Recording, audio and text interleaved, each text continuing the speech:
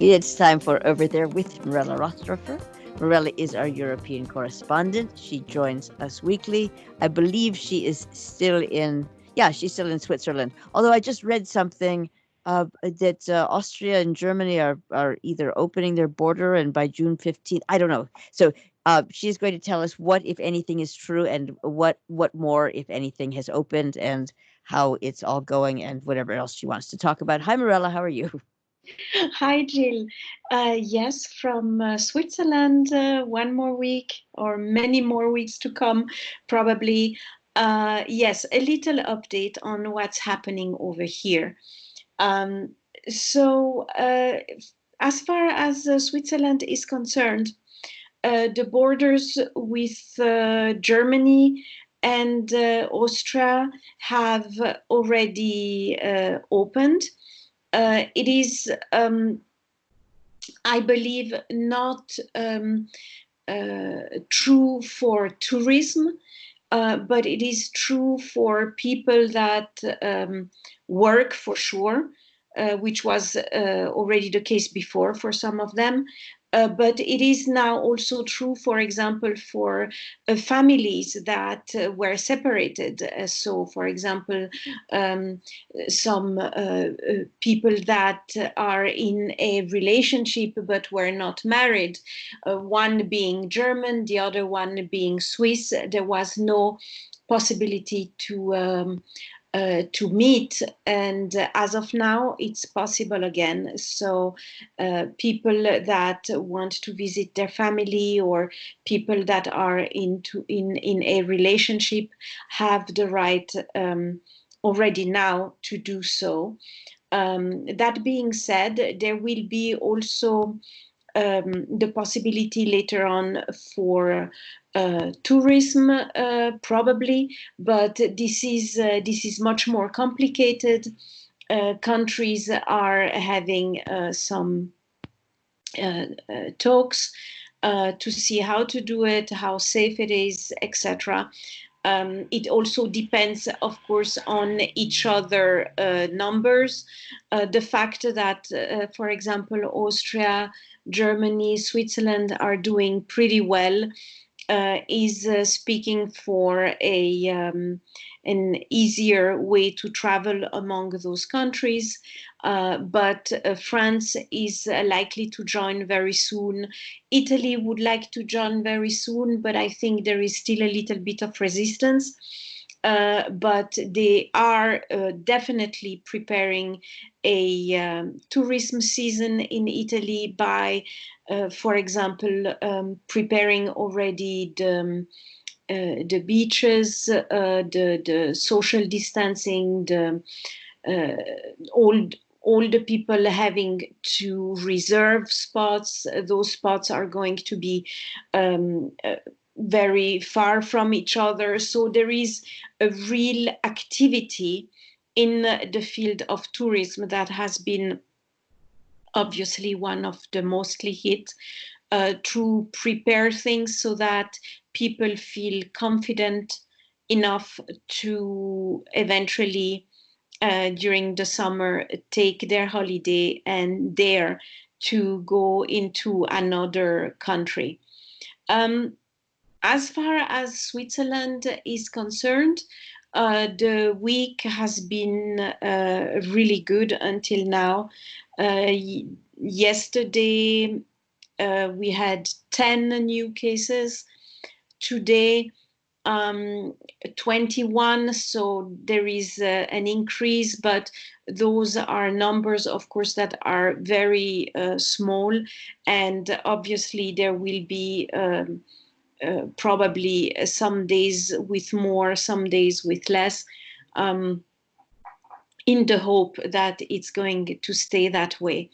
That is not an obvious thing, because considering that over the last weekend, a few incidents have happened in Switzerland, like also in other countries, where on Saturday night was a very nice evening, not too cold, and people tended to gather around pubs and bars and were enjoying this new freedom.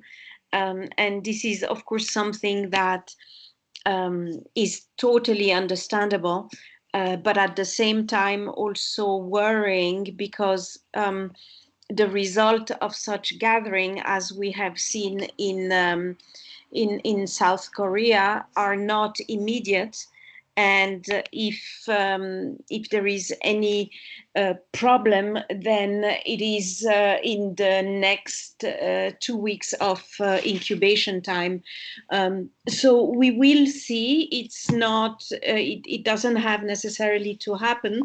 But now that things are getting easier, that people are going out again, there are some long weekends that in May, that where people have free. Probably if the weather allows, they will want to go out. They will want to go in the mountains, at different lakes, etc. And we will have to see how things develop. For the majority, really, one can feel that social distancing is really working well. And some people are wearing masks. There is in Switzerland a real resistance against masks. And for example, many people going into buses or trains are not really convinced about wearing masks, and it's just not really in the habits of everybody. But we will see if that change. What we have noticed as well is that it was advised from the authorities that restaurants take names and phone numbers of their guests, so that if there is a case in a place, then it would be much easier to trace the people and isolate and follow how things develop. It seems that those lists are not really filling up, and that there is definitely a form of resistance against what's considered a little bit of an invasion into privacy. So when one takes all these elements, the fact that privacy is still something very important to people, parties might take place, bars have a little bit of difficulties with social distancing. It's of course easier in a restaurant where you have tables and people sit down and have dinner. It's more difficult in bars. All of this will play a role. Some are very optimistic about it, and others are less optimistic. But I would say that we will know the first result of this opening the country of Switzerland in about 10 days, 2 weeks, with the new numbers.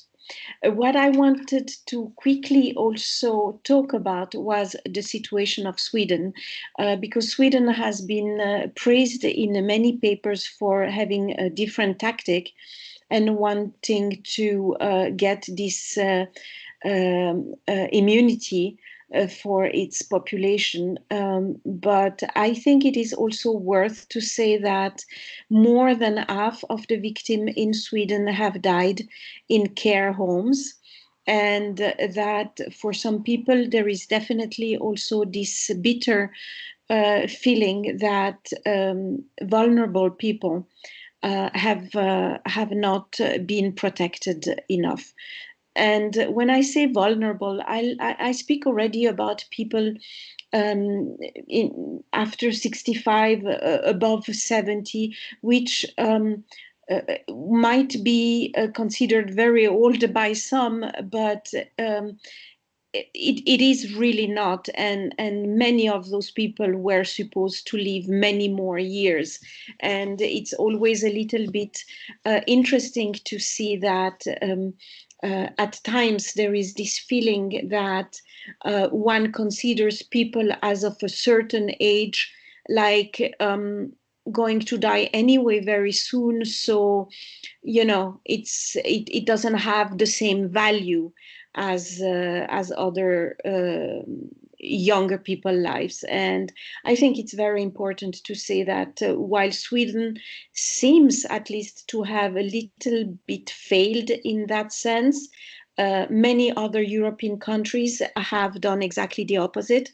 They have definitely protected the most vulnerable greatly, and in